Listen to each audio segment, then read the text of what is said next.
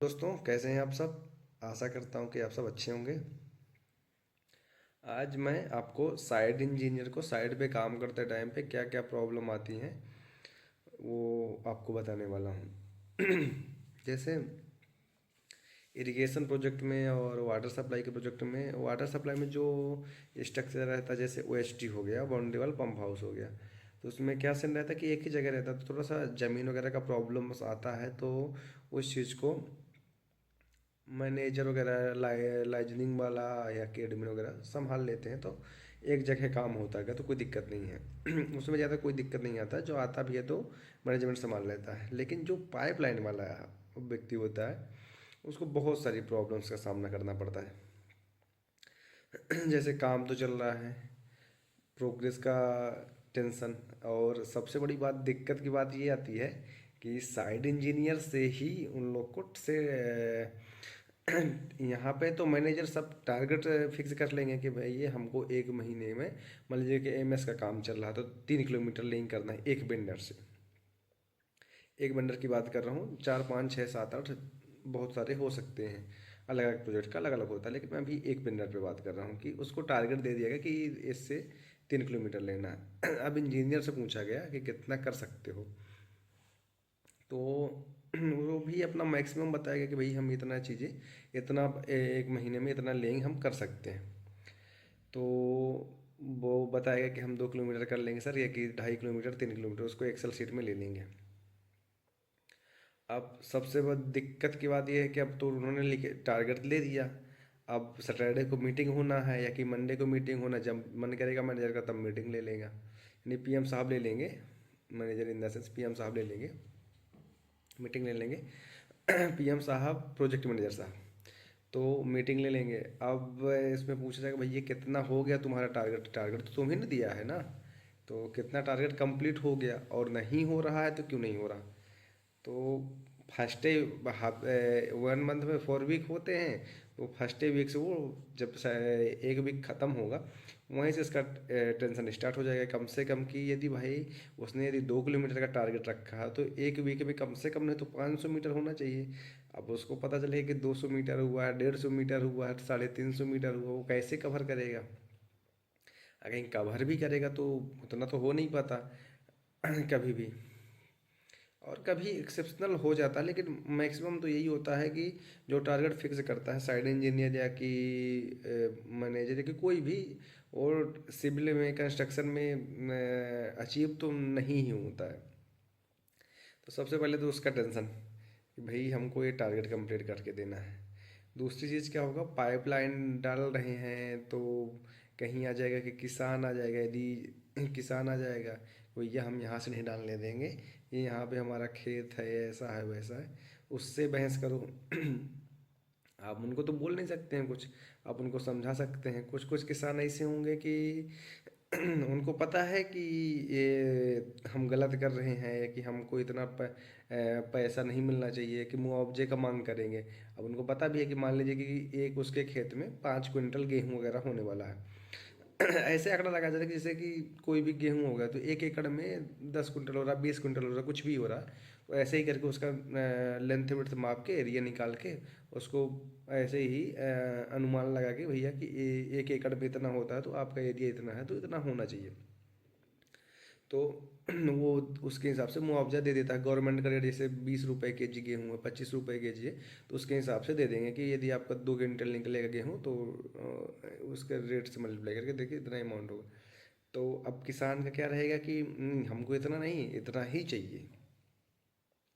अब यहाँ पे आके बात और फंस जाती है कि इतना नहीं, इतना ही चाहिए, तो वो उससे उलझेगा daily daily daily daily daily daily. और इधर क्या होता है ना, कंपनियों को सीन होता है कि कुछ कुछ कंपनियों में क्या होता है कि अच्छी कंपनी लगी कि कल क्लाइंट ने नहीं, जिसके गवर्नमेंट के थ्रू है, जैसे कोई भी जिससे हम लोग को काम मिलता है उसको हम लोग क्लाइंट बोलते हैं। तो मैक्सिमम तो बड़ी बड़ी कंपनियां जो रहती हैं तो गवर्नमेंट ही इससे ही लेते हैं, सबका अलग अलग रहता है। तो यहाँ पे जैसे है कि WRD, जैसे हमारा WRD क्लाइंट हो गया। तो कुछ कुछ कंपनियां का क्या सीन रहता है, ये जो जो छोटी कंपनियां हैं तो क्या कर देती हैं कि यदि हमको क्लाइंट पैसा देगा तो हम लोग पैसा देंगे कॉन्ट्रैक्टर को, नहीं तो नहीं देंगे। ये चीज़ थोड़ा सा दिक्कत वाली बात है, और प्रोजेक्ट प्रोग्रेस के लिए भी दिक्कत की बात हो जाती है।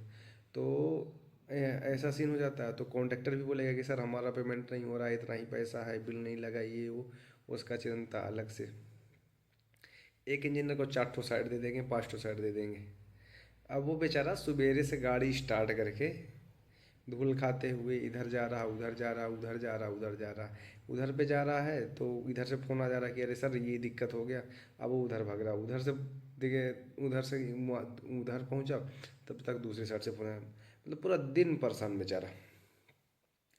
फिर उसके बाद पाइप है कि 4 ठो तो साइडें चल रही हैं। अब भाई यदि 4 ठो साइड, यदि बिल्डर मान लीजिए कि पाइप एक एक दिन में 4 पाइप डाल रहा, 5 पाइप डाल रहा है, एक सोचे कितना भी पाइप डाल रहा है, तो ज़रूरत तो पड़ेगा ना। यदि मान लीजिए कि 10 ठो बिल्डर है, अपने पास ट्रेलर ट्रेलर से पाइप जा रहा है, तो ट्रेलर अपने पास 2 ही हैं, 3 ही हैं, 4 ही हैं, तो सबको तो सप्लाई देना है ना, सबको तो बराबर ही पाइप जाएगा ना, इससे कि किसी का कोई काम बंद ना हो, किसी का नुकसान ना हो। तो उसको पास अलग ही टेंशन रहेगा कि भैया हमको पाइप पहुंचवाना है साइड पे, नहीं उधर से ठेकेदार उसके ऊपर चल जाएगा कि सर पाइप दीजिए, पाइप दीजिए, पाइप दीजिए। वो पीएम साहब को बोलेगा तो भाई बोलेंगे, पीएम साहब भी इसी को बोलेंगे, साइड इंजीनियर को भी बोलेंगे कि भाई तुम क्या कर रहे थे, तुम्हारा प्लानिंग कहाँ गया था, तुमको पहले से प्लान करके रखना चाहिए ना, कि जब तुमको पाइप का ज़रूरत था तुमने बताया क्यों नहीं।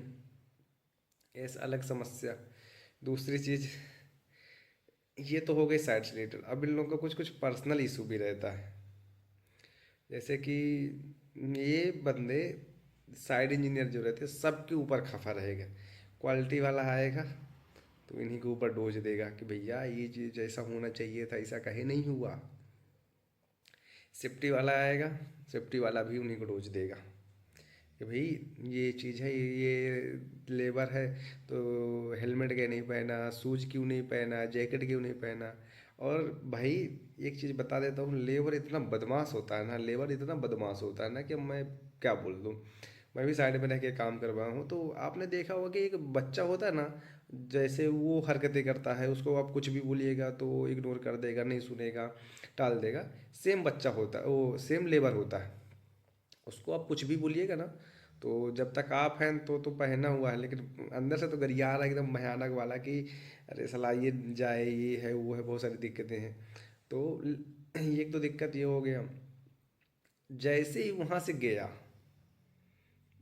तब वैसे ही वो हेलमेट जैकेट जो भी पहन रहेगा उतारेगा, एकदम हीरो बन के घूमेगा। यदि उसी टाइम पे आ गया सेफ्टी वाला, वो बना के पेलेगा इसको।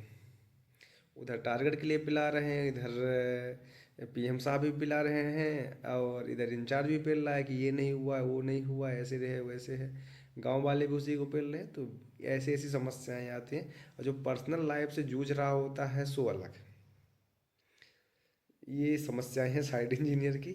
और चलिए दोस्तों, यहाँ पे वीडियो ख़त्म करते हैं, और धीरे धीरे करके ऐसे ही हम बताते जाएंगे कि अब मैंने बताया इस वीडियो में कि साइड इंजीनियर को क्या क्या प्रॉब्लम्स आती है। अब नेक्स्ट वीडियो में बताएंगे हम कि सेफ्टी इंजीनियर का रोल क्या होता है और क्वालिटी वाले का रोल क्या होता है प्रोजेक्ट पे।